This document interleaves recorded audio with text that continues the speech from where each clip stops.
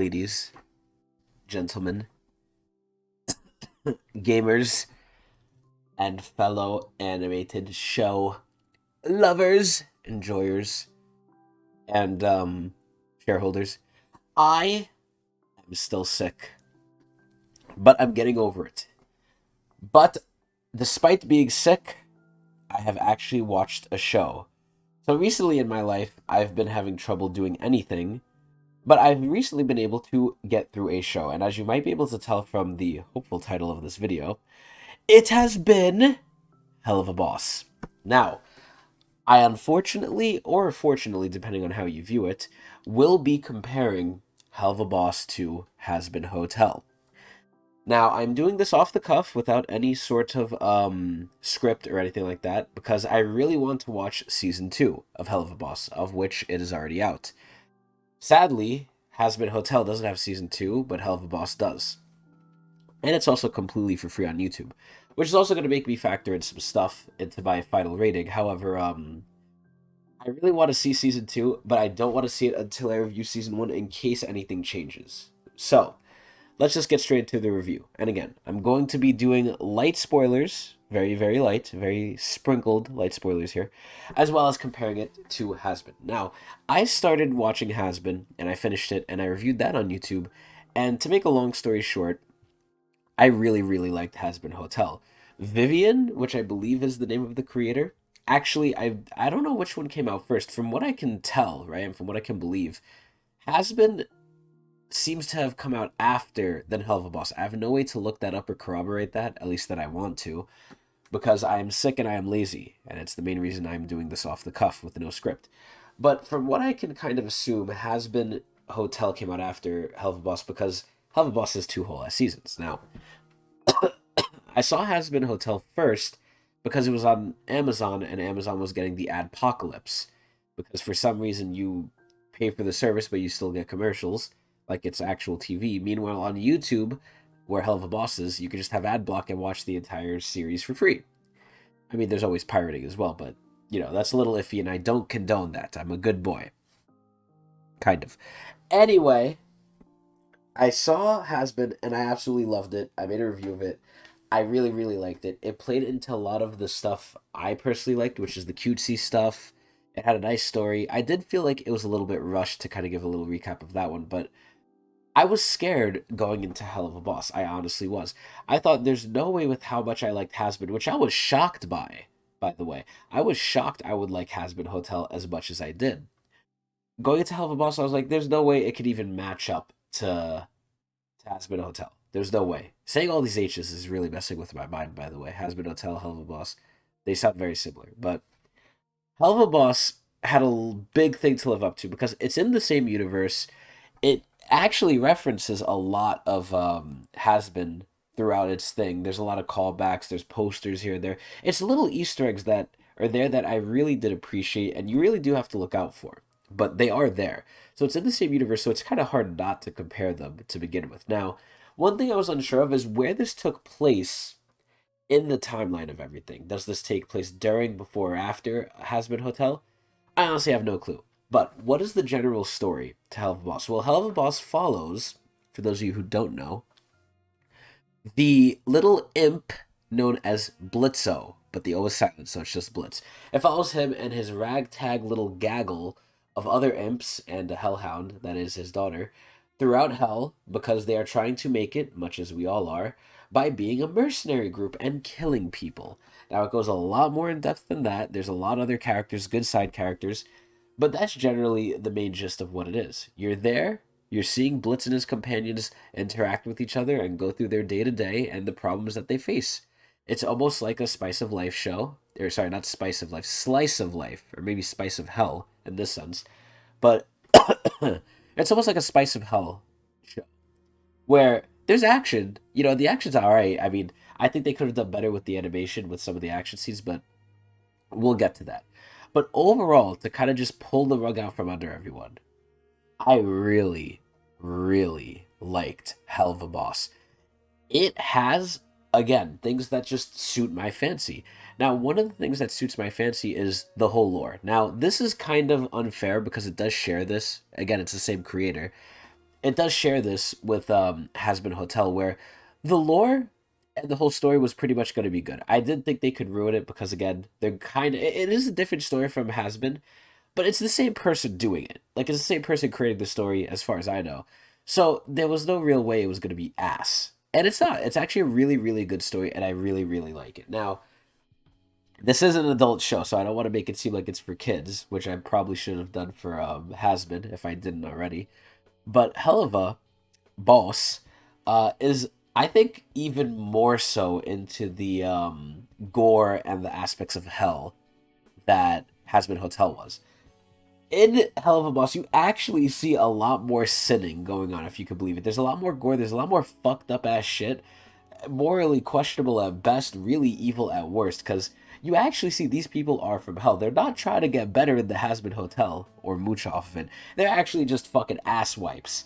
Now, does that mean they have no redeeming qualities? No. Because as we saw in Has Been Hotel, the question is posed of, are these people redeemable? And I would say some of these people are really, really nice. Now, I'm not going to spoil too much, but one of my favorite characters, ironically enough, is Stolas. And this is where one thing I will comment on with Hell of a Boss that's really, really good is it expands the lore so much more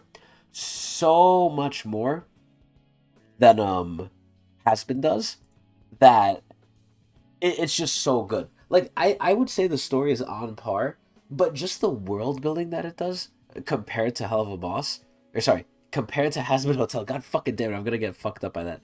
Compared to Has Been Hotel, is just so much better. You see so much more of the world. They interact with the human world. You see the demon world. They mention a lot more stuff, and it's very, very like undertoned. It's very, very not in your face, which is a lot of things a lot of shows do now.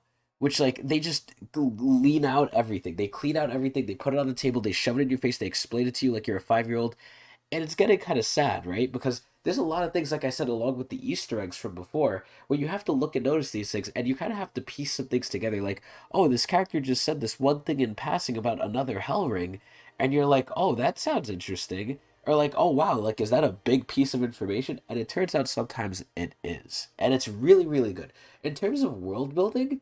It's so much better than fucking Has Been Hotel. It's actually crazy. Now, Has Been Hotel, I think, is more centered and more focused and a different kind of vibe. Again, it's trying to make people better. It's interacting a lot more with heaven, right? There is some heaven in Hell of a Boss, but it shows a lot more of hell than Has Been Hotel does. Now, this is where Has Been Hotel basically just focuses on Charlie and her crew, and for the most part, it's focused on Blitz and his crew, of which I love. I honestly can't say which one I like more after like thinking about it.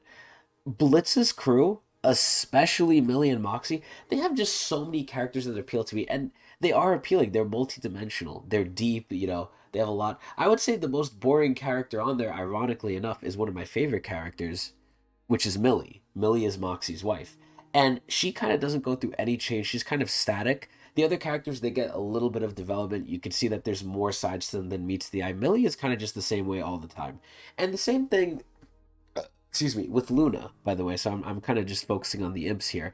The same thing with Luna. Luna is a very complex character that I didn't really appreciate at first. And as the season one went on, I really did. Now, one thing I'll really, really say is that I enjoy is they put a lot of stuff, I think more so than Hell of a Boss does, or sorry, more so than Has Been Hotel does, at alluding to the future. They put a lot of stuff where it's like, I know this is going to come back and be like a future thing. And again, I'm very excited for season two. I'm so excited. But, excuse me, one of the things, again, that Hell of a Boss really does well is they set up a lot more of just the world building. Like, we now know, well, I now know from watching this, that there's levels in hell. Not only is there rings, which are areas, now there's levels of like demon kind. Like there's the imps and the hellhounds, which are basically the minorities. There's the Ars Goetia, which is basically like the rich aristocracy. There's things above them, and then there's Charlie, and then there's Charlie's father, and there's a lot more to it that Helluva Boss shows that I really appreciate. I love the characters, I love the story, and they play into my niches, right? There's not some super strong guy, which is one of my niches, but there's a lot of cute stuff and a lot of stuff that, you know, I wish I had. And the main thing about the show is it's real, right? It might show homosexuality, it might show drugs, it might show sex, it might show murder, it might show all these things, but it's meant to show these things. It's an adult show, right? But this is where it does all of them very well because it's realistic. Like it really shows you the scum of humanity, and I would believe like this is actually how humanity is. I didn't feel like it was that cliched at all. I feel like obviously some stuff is going to be cliched if you're as jaded and as old as I am. But in general, the story was like a really good breath of fresh air where it's like it's not really holding any bars back from you. Like it's not trying to shield you from anything. It's not trying to like it does make implications with some stuff in the story, but in terms of its joking and stuff, in terms of its gore, they really don't hold back. Now, this is where we're going to get into the negative. The positives are basically all there. The characters are great. I love them. The characters are very, very deep. I really like their interactions. I want to see more of them. They're really nice. I feel like some of them, again, like Millie and Moxie, ironically enough, are a little stale, but they kind of fix that with Moxie near, the end as the season goes on. They give him more time. It's really just Millie that I think is the only static character in this show. Everyone else, as time goes on, they show them more. So the characters are great. The visuals are pretty good. And especially with some of the songs, like this isn't a musical like Hell of a Boss was. Or sorry, God damn it, like Has Been Hotel was. It's not a musical. However, they do have some songs in here, and the songs are really, really well done. And I'm just gonna sprinkle a little spoiler in here. One of the songs, they literally got fucking Kesha, and I was shocked at how good the song is. I actually wanted to listen to it again, so I did, and I was like, "Holy shit, this is really fucking good." So they have that song, and then for another song between two characters, they change the animation style. It's like they really, I feel like they really went the extra mile. And the fact that it's for free on YouTube astounds me. Now, I don't know if they hit some sort of like Patreon goal or anything like that, but it was just so fucking good. And it's free. It's like, it's the best of both worlds. Now, is this show for everyone? No.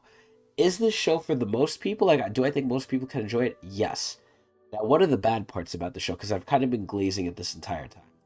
The bad parts about this show is some of the episodes are decently short, and I just wanted more. And that's kind of a positive negative to have. So it's good and it's bad at the same time. But one of the other things that I think is just a full on negative is sometimes a lot of the scenes where there is violence, they try to make cool. And when I say they try to make cool, it's like they try to have like a really epic fight scene and really cool moves happening and cool choreography. And the choreography is not terrible, it's all right. But I think this is where the animation actually falls a little bit flat, where because it's so cartoony and because things are going kind of so fast, either because they're rushing through the episode or maybe they didn't have the budget, who knows, right? It could be one of three things: bad choreography, bad budgeting, or just rushing because there's so much to get through. It could be a mix of all those. But at the end of the day, a lot of the gore scenes and a lot of like the action scenes, of which there's a couple, I felt like went a little too quick and weren't as cool as you would think. Some of the characters, sometimes when they're dying, it's like at some points the show is a little unrealistic, where it's like, okay, these three demons, right? There are three or four demons, are murdering like whole armies in front of you, and more people just see this and they're like, okay, we don't care. We don't care that they're demons, that demons exist, or that everyone's literally like a rag doll in front of them and just dying like nothing without even doing a lick of damage to them. It's kind of nonsensical at some points. And again, like some of the moments are cool, right? Like sometimes you have them shooting someone with a gun. The gun runs out of ammo. They beat them with the gun. Sometimes they don't have a gun. They just tear them limb from limb. They tear them to shreds. They have an axe. They split them in half. It's not super gory. I mean, there's a lot of blood, but it's cartoonish. It's not anything like visceral, graphic, like really detailed. But there is a lot of it there when it's on the screen. But I just don't feel like it landed well. But aside from that, I really can't say anything else negative about the series. I actually, again, like with Has Been Hotel, I was shocked at how much I like this. And the reason I'm making this so quickly, because I just finished it yesterday, usually I would wait a little bit more, be lazy, let my thoughts settle, is I really want to watch season two. I really want to watch season two just to see more of the world, more of the characters interact. I want to see more of the world. I really like the world they're building. It's actually insane. But I want to see more of that. And I really want to get into it, and I hope season two is as good, if not better, than season one. But I feel like it will be, because again, I don't think anything's really changing. But I wanted to make sure I just made this review of season one before I head into season two. So overall, I absolutely fucking love the show. Now, will the show be for everyone? Again, I don't think so. I think it's for the majority of people. I think a lot of young people obviously might like it, older people maybe. The thing I like is it's an adult show. It has adult themes.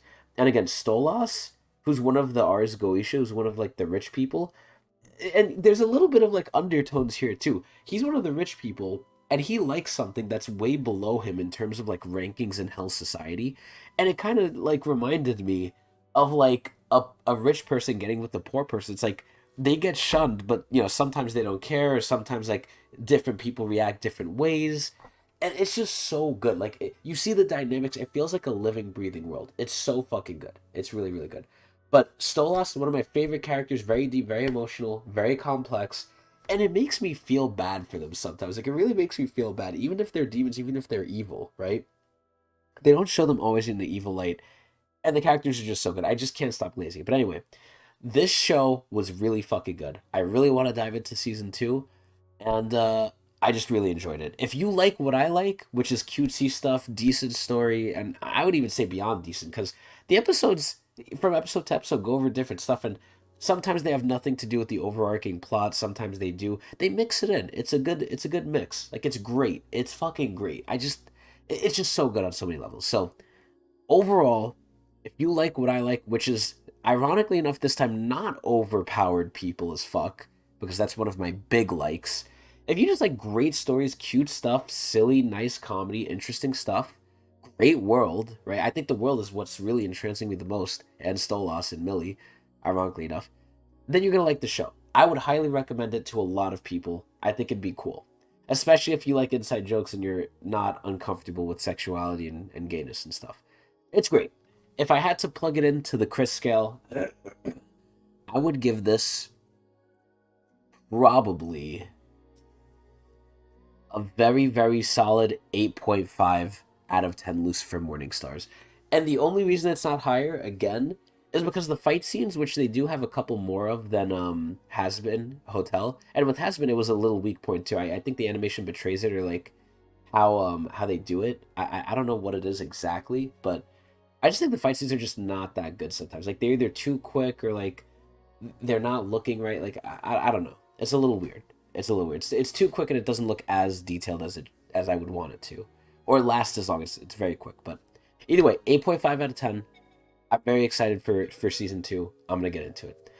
If you like me and you want more of me, you can always come to Twitch TV Tecnics channel to watch me live, which I'm usually on every day, but sometimes I'm on at the crack of dawn or at the dusk of night. Either way, I hope everyone enjoyed. I'm still sick. I'm gonna go relax. Eat!